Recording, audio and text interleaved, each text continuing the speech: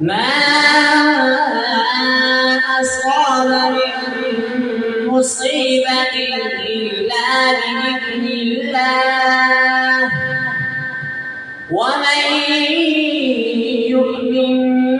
بالله يهد قلبه والله بكل شيء عليم وأطيعوا الله وأطيعوا الرسول فإن توليتم